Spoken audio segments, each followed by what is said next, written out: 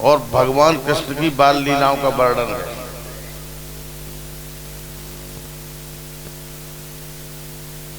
उन अवतारों की कथा और भगवान कृष्ण की बाल लीलाओं को अगर आप संपूर्ण रूप से सुन लें तो ऐसा माना जाता है कि मनुष्य को मोक्ष की प्राप्ति होती है। मैंने कई जगह देखा है कि श्रीमद् भागवत कथा में वो शिव कथा भी कहने लगते हैं, राम कथा भी कहने लगते हैं।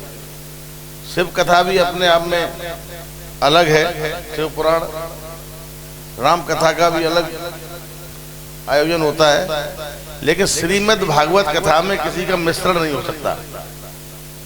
शास्त्री सही बोल रहा हूँ? बहुत सुंदर बात विधायक जी। और ये ऐसी कथा है कि इसके सुनने मात्र से मनुष्य को मोक्ष की प्राप्ति होती है और कई जन्मों का जब पुण्य आपका उदय होगा तब आप श्रीमद् भागवत कथा का आयोजन कर सकते हैं। अपवाद बहुत हैं, लोग कथा कम कहते हैं, गाना ज्यादा गाते हैं, लेकिन सभी भगवान विष्णु के अवतारों का वर्णन तो आ ही जाना चाहिए। आपने भी देखा होगा कि भगवान कृष्ण के केवल एक ही विवाह का वर्णन सभी शास्त्री कर देते हैं, रुक्मिणी विवाह का,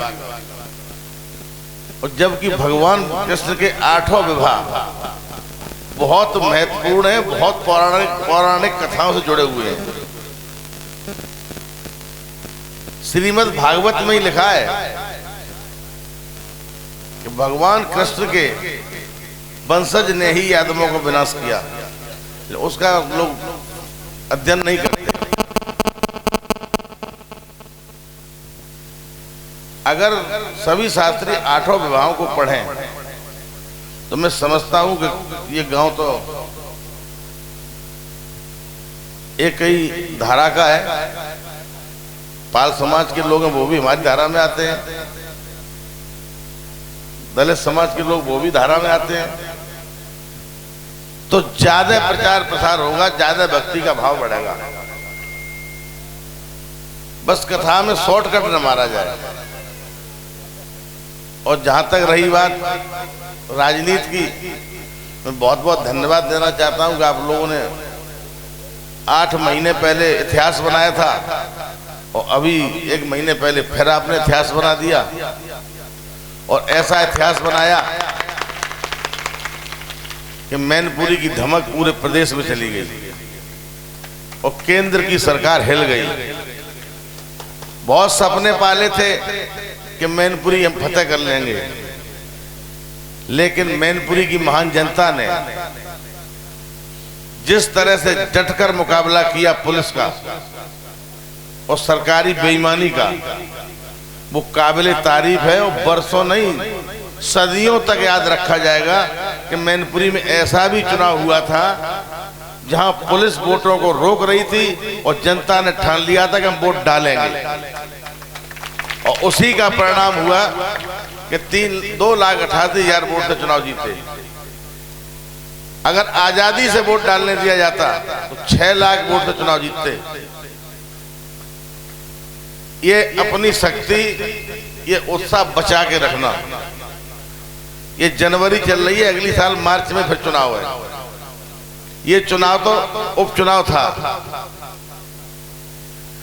अगला चुनाव पूरी शक्ति से लड़ना होगा।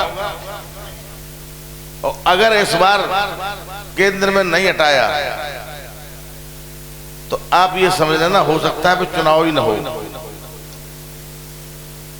अभी आपने देख ही लिया होगा किस तरह चाल चल के आरक्षण खत्म कराना चाहा। समाजवादी पार्टी की मांग पर सुप्रीम कोर्ट ने अभी स्टे किया है, पता नहीं फैसला क्या आएगा। जब ये कोई काम खुद नहीं कर पाते तो घुमा के करा देते हैं।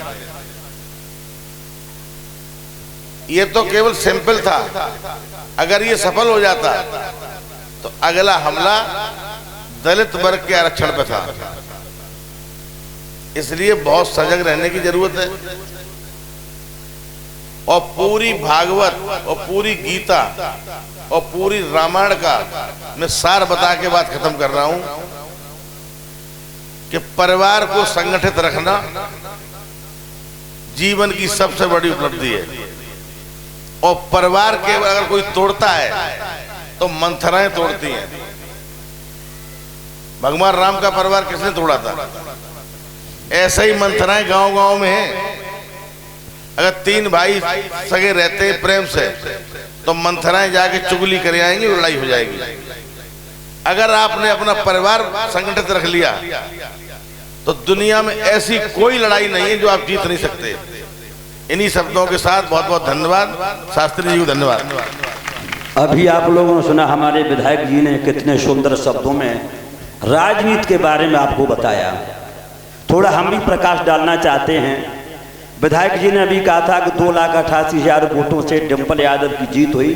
तो मैं दावे के साथ ये कहता हूं विधायक जी के सामने कि 1 साल बाद जब चुनाव आएगा तो कम से कम 2 वोटों से डिंपल